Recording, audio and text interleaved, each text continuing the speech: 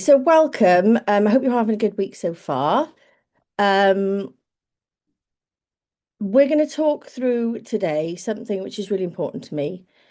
Winging it when you are starting a business is definitely something that I went through, and something that can be avoided with the right setup. So let me go through. So if you don't know me, if we're not already in contact, I spotted a couple of names there that I've already been speaking to. But if you don't know me, I'm Katie Bullon. Hello. I'm the CEO and franchisor of Activ Marketing. We are a nationwide marketing agency franchise.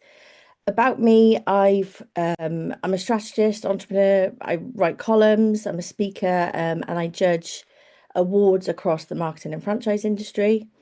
You can probably tell from the accent, I am from Wales. Our head office is now in Cardiff. We have partners across the country, across the nation.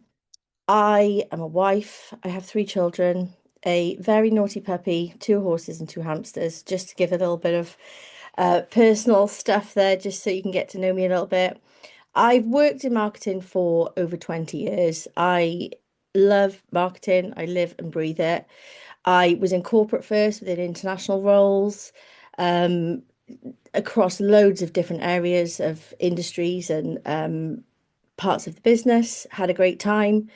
Went freelance when I had my first baby many moons ago, and then subsequently became a franchise partner of Active Marketing, and then took over the business in 2021, scaling it to be the marketing agency franchise that it is today. So, in that time since 2014, I have worked with hundreds of clients and marketers on every element of marketing for their business or running their own freelance marketing business. And it's really what makes me tick. So, the drive that I have to push forward with what we do and the support we give, it is absolutely about making things better for freelancers for me. We can build it centrally and they don't have to do it. From a client perspective, there are so many clients that I speak to that marketing is a headache for them. It's last on the list. They don't know what to do.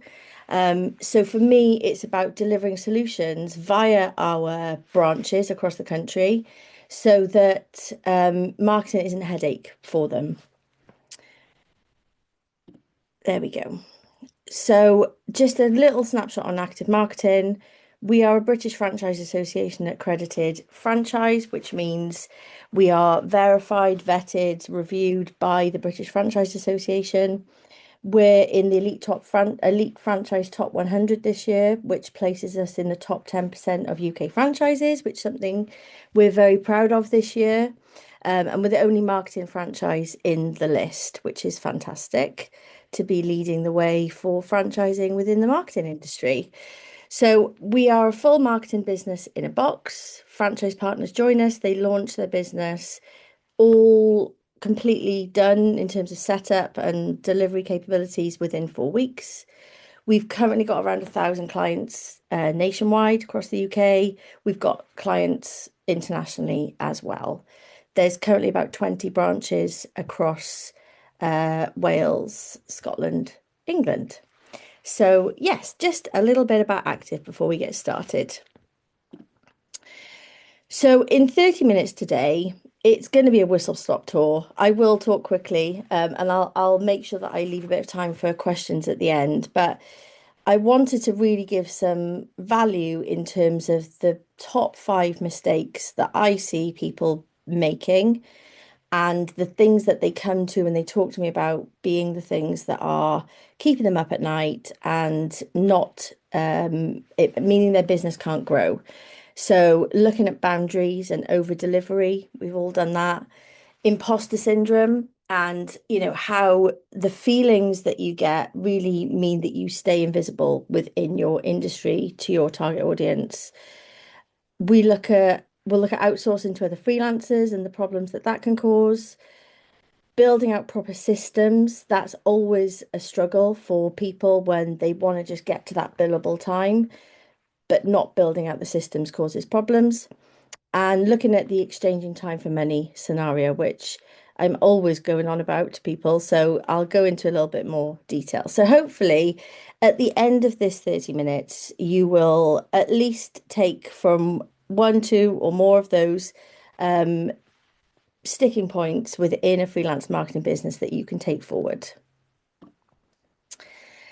Just a little bit of research quickly on marketers and the industry and the challenges seen. So, Marketing Week did some really good research earlier this year. So, they found that 60%, 65% of marketers have felt overwhelmed in the past year, and 55% of them said they have experienced emotional exhaustion. 85% of marketers have, there's a fly, have experienced imposter syndrome during their career. And on the positive, more than 60% of businesses outsourced marketing activity in the last year. And I think from my presentation I did at the International Franchise Show last month, that's up around 45% from the previous year. So changes in the economy, meaning, HR costs and all of those associated demands of employing a marketing team, it means that there is absolutely more demand out there for marketers on a freelance basis, but the pressure's there to do it right, to be able to scale in a way that supports your mental health, your well-being, and the freedom that you were looking for when you went freelance in the first place. So, yeah, all things we're going to dive into. So, the realities for freelancers, as you are as a solo self-employed marketer, is that you are wearing every hat in the business. You are dealing with the non-billable, of which we know can be up to 80 hours a month of admin, sales, delivery, your own marketing, the list goes on. Income can feel unpredictable, particularly when you're relying on project work or you are maybe only dealing with a handful of clients. You're very vulnerable when your income is dependent on a small pool. You can feel like you're constantly chasing the next client, again, if you're working on a project basis. So that business development side that takes time and building proposals, etc., that can feel like you are constantly chasing. There are often no clear structure or systems within um, solo marketing businesses. It's timely, it's expensive, and it takes a lot of effort to build out the right structure across a wide skill set and a wide client base. There's often too much delivery going on when you're busy, which is obviously what you want to be doing because that's the stuff that you're billing for. But that can mean that your strategic growth of your business, all of the things that I've already talked about, and building that pipeline of new clients can really take a back seat. So when it comes to the time where you need more clients to fill into those billable hours, you haven't got the pipeline built. Feeling isolated is another very common thing. You are on your own, you are making every decision alone, and it can be daunting. So, the marketing industry is changing all the time. The emergence of AI is fantastic, in my opinion, and we're doing loads of work around the benefits for clients on that. But all of these things that you have to keep building, growing, changing, when you're on your own, it's daunting. So even when you feel busy all the time, if you are doing the things that I'm going to talk about, relying on a limited pool of clients, focusing on delivery and not that overall pipeline growth, you're not truly scaling. You can be very much in a position where your income is capped. So the top 5 problems that I see and how to tackle them. Um, and we'll have time for questions at the end. So hopefully some of these resonate. But over delivering without boundaries, we have all done that when there is a new client, you want to impress them, you want to build that trust, you want to prove that you can, you know what you're talking about, you know your stuff, but you often then give away too much time for free. The onboarding isn't structured, the process for reporting and, managing time or deliverables allowed within that project, it can creep. And to keep the client happy, you give more. Clients always expect more, and if it's not managed carefully, clients will take more. Clients don't understand marketing necessarily, and the time taken in supporting the education of that client as well as delivering the work from them and justifying why you're doing what you're doing can be very time consuming and really reduce the margin on any work you're doing. So it is a case of becoming underpaid for the time that you've agreed with that client. So that is a huge problem that I talk to people about a lot. And it's something that people really struggle with having those conversations about boundaries with clients. So tackling it, owning it to build the trust, setting clear onboarding and expectations from the start is so important. So within proposals, detailing all of the deliverables, it's worth spending more time on your proposal to really outline what you are going to do and even outline what you're not going to do. You can often also give um, options within the proposal for additional things that they might want. You can look forward and think, this might come up, and I know that they're going to ask me to this. You can include that in the proposal with, again, clear deliverables of what you're going to do for that project, fee, whatever it looks like, so that when that time comes, you have managed expectation from the front and you can refer back to that and upsell to the additional fee. Building structure into your business stops relying on overwork. So when it comes to the delivery of services, projects, it's about packaging things up carefully. So we always make sure that our packages are scalable depending on the budget, the client requirements. But if there is that structure, so you know exactly what deliverables are there, the onboarding process is defined for those deliverables, along with the onboarding, then that means that you have that block of time that you know you're going to be spending on that project for that fee, which allows you to forecast and build in more time that's billable in other areas. And using systems and templates for all of this is really important. And of course, when you're starting out, you're building those from scratch. But in time, if you build up a library, you can make sure that an onboarding process for a certain type of client is repeatable time and time again. So everyone is getting the same service. You are having structure in your approach to proposals. So you don't get in a pickle when you've put a proposal into someone at a certain fee and someone else to another fee, and you can get really mixed up in a knot very quickly. So it's about building credibility and being able to very quickly take on new clients without all of that non-billable time that often surrounds new clients. And this really does build trust with the client. A proposal that is so detailed in terms of what they do and don't get really makes it clear to them, the value that you bring, your expertise, and all of those things that build trust for that long-term retained client relationship. Yeah, is so important.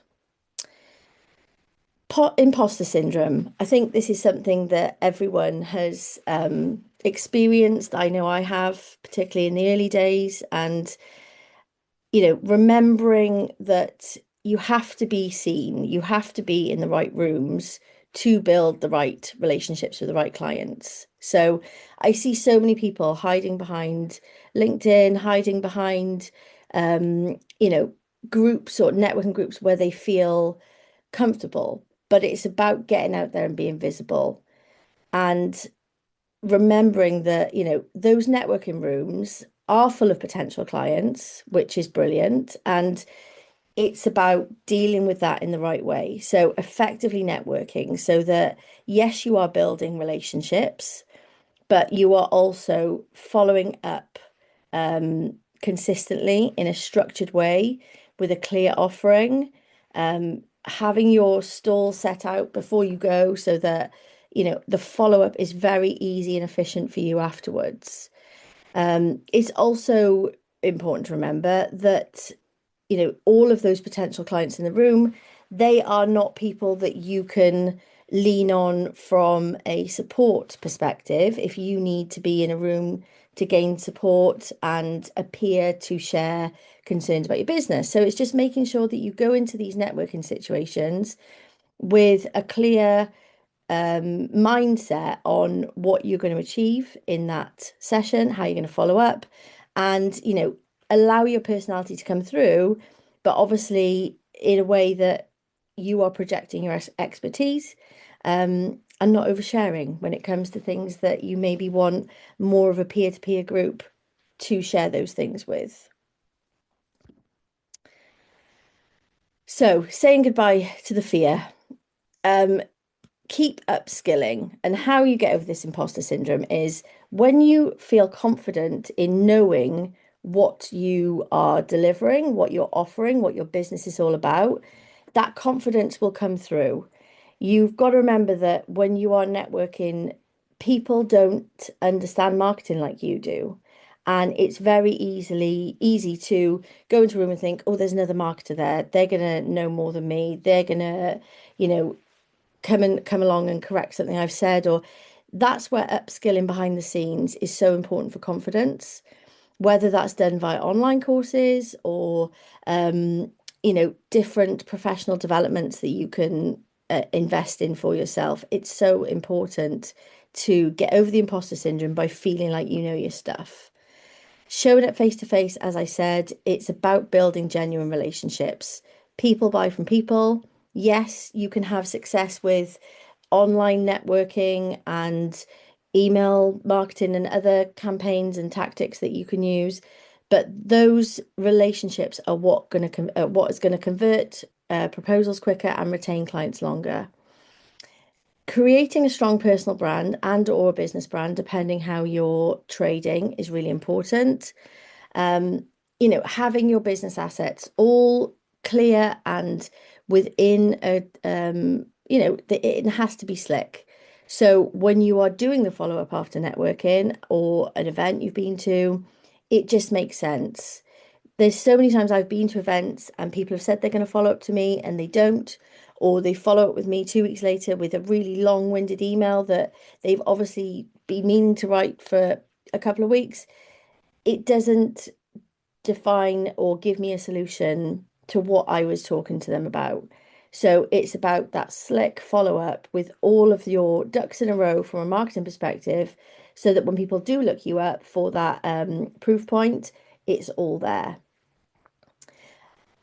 Yeah, like I said, following up, connecting, and providing a clear solution. Yes, it's nice to follow each other along on LinkedIn, on Instagram, on whatever channel you're on, meet them at the next event, and that is the right approach for certain contacts that you build. But when someone has given you a signal that they need a solution, it's about clear, effective, fast follow-up. And I think it's just one thing to say about showing up in bigger rooms. Imposter syndrome can mean that we don't choose to go to the rooms that maybe we've been welcomed to or that we are capable of. And I think it's about making sure that you've got all of these things in line that we've talked about here, and go and show up in those bigger rooms. And even if for the first couple of months you go, you actually don't get any traction, you are learning, you are meeting people who are in those bigger rooms already.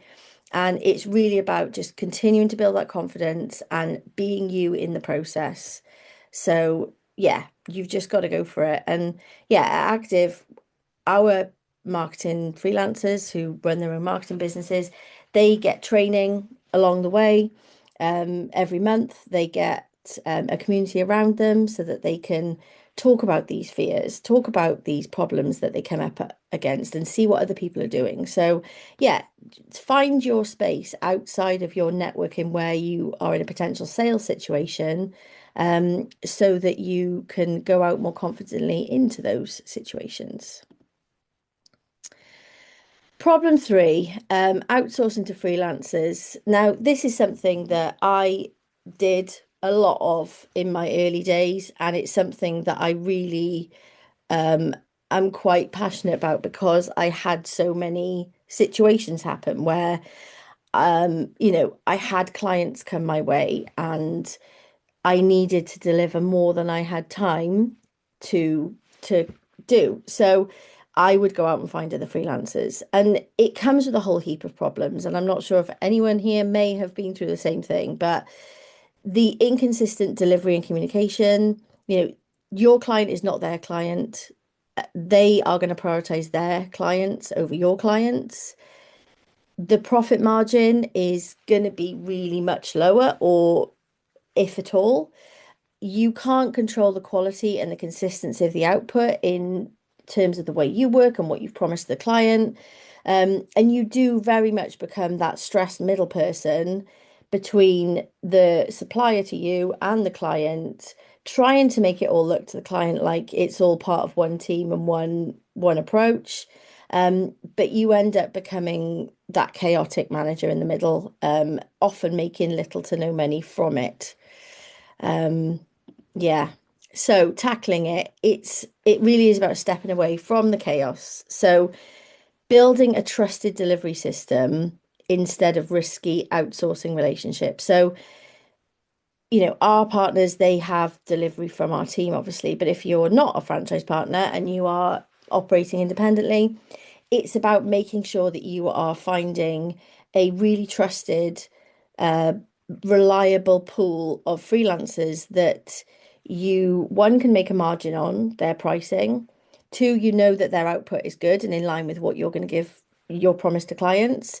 And really just building those relationships with freelancers on a long-term basis so that it's not a scattergun approach to finding whoever's available online or wherever you can find them. Creating clear processes for those services. So with the deliverables, how the communication needs to happen, how the feedback works, how many rounds of revisions are they doing for a fee they've agreed with you, who's accountable if the client comes back in 6 months, 12 months and needs something changing, that, where's the artwork held? Where's the liability and accountability for all of this activity? And it's about, you being able to focus on the client relationship so that trusted support handles some of the delivery or all of the delivery, um, and protecting that profit with really structured fulfillment models so that, if you're getting a proposal signed off by a client, that you can fulfill that work in a way that's in line with the strategy of the client that you've built for them, in a way that you can make money out of ultimately.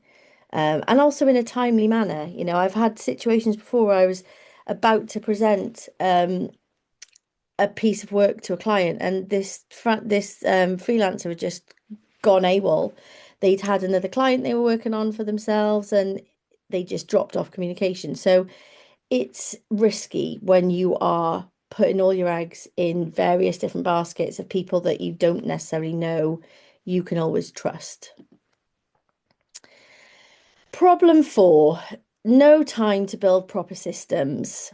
Um, this is a big one and something that is so important within any business, but particularly within a marketing business, in my opinion, because it's something that we have to do well to show to our clients that we know our stuff, we know how to operate efficiently as a marketing business. And setting all of these systems up, the back office, the framework, the architecture of it all, it takes time and it costs money.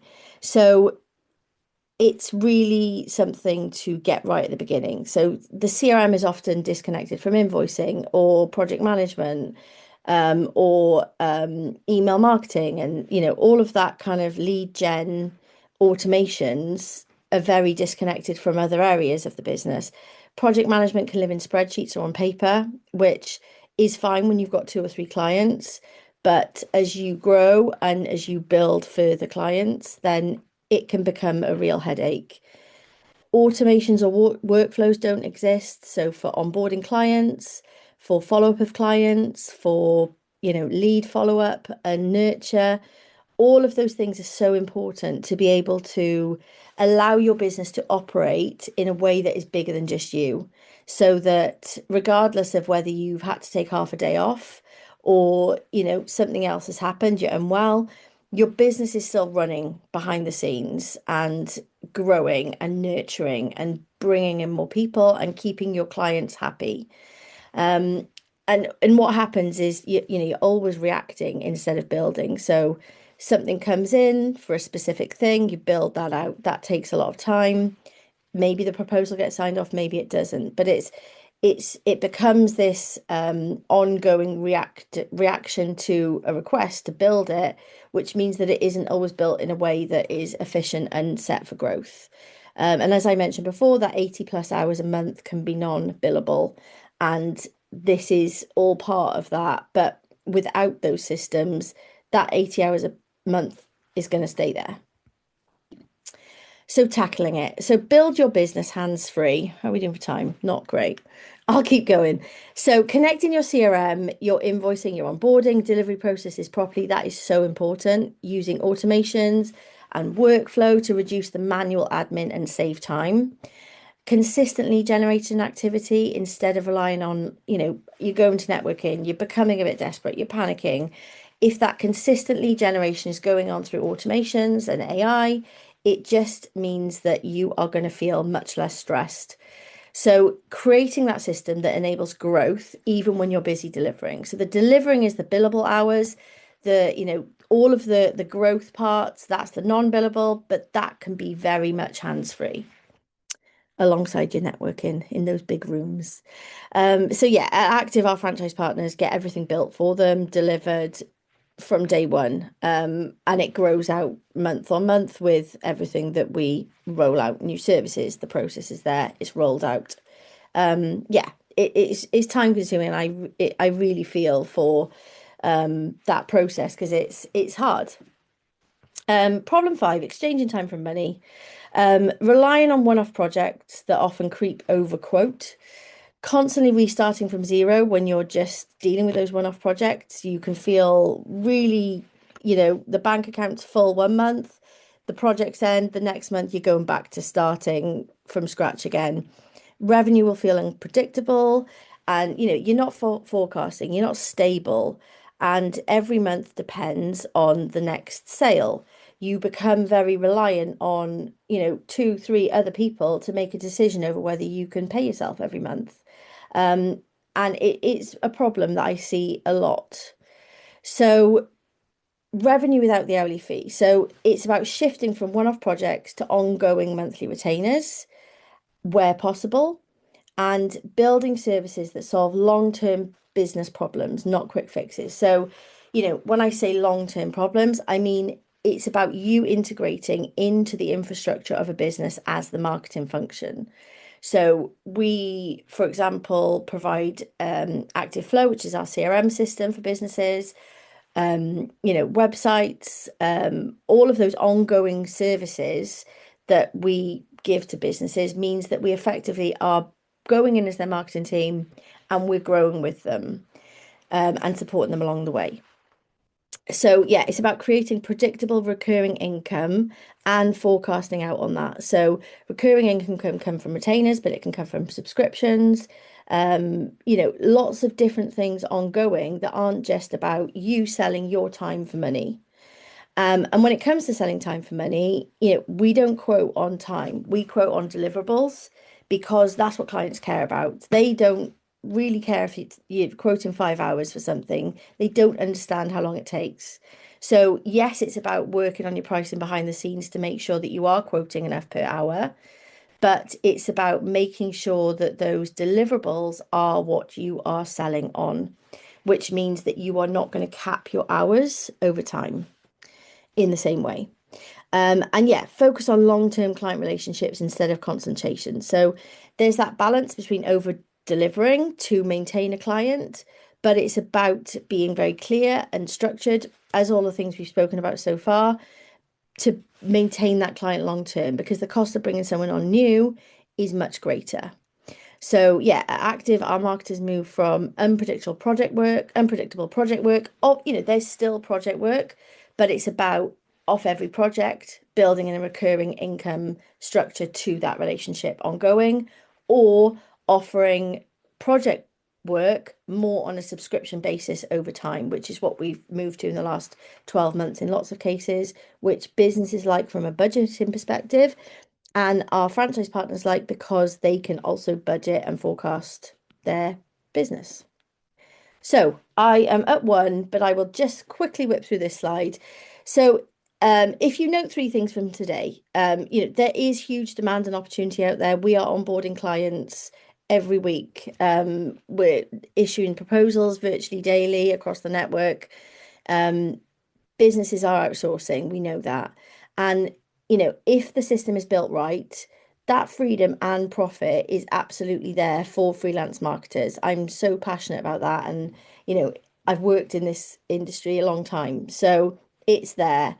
The three things I would say to remember, if you remember three things. So building relationships, get into those rooms, network confidently in the right places, build those long-term connections so that you can, one, get a client, two, retain a client, and also get loads of referrals. That is key. Build those systems early. Don't wait until you're overwhelmed. You've got 15 lists everywhere and, spreadsheets galore. Build it now up front, or if you're already established, build it to allow for growth and for burnout to not happen to you. There are things that it is going to take time, it's going to take investment, but it will help with client retention and it will keep you sane. Build recurring revenue. Don't rely on one-off projects from three clients.